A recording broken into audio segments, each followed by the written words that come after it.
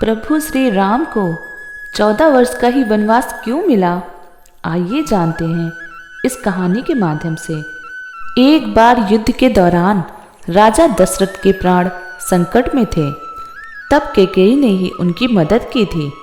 उस युद्ध में वह भी राजा दशरथ के साथ गई थी। कैकेयी ने राजा दशरथ के प्राण बचाए थे तो खुश होकर राजा ने 2 वर मांगने को कहा। कैकेयी ने तब कहा था कि समय आने पर वो मांग लेंगी। जब अयोध्या में राम के राज्याभिषेक की तैयारी चल रही थी, तभी मंथरा के बहकावे में आकर कैकेयी ने अपने बेटे भरत के लिए सिंहासन और राम के लिए 14 वर्ष का वनवास मांग लिया।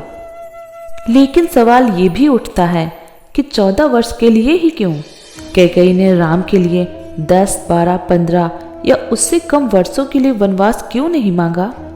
ऐसा नहीं था कि कैकेयी अपने सौतेले पुत्र राम को प्यार नहीं करती थी, लेकिन अपने बेटे के लिए राज सिंहासन चाहने के कारण उन्होंने राम के लिए 14 वर्ष का वनवास मांग लिया।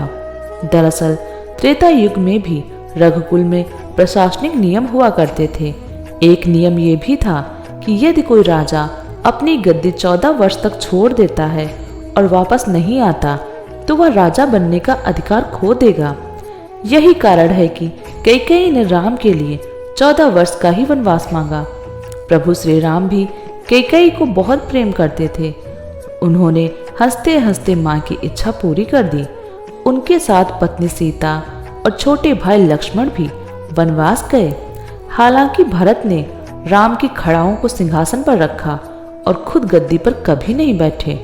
रावण वध के बाद श्री राम के वापस अयोध्या आने पर उनका राज्याभिषेक किया।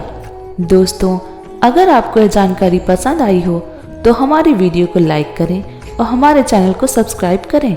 धन्यवाद। जय श्री राम।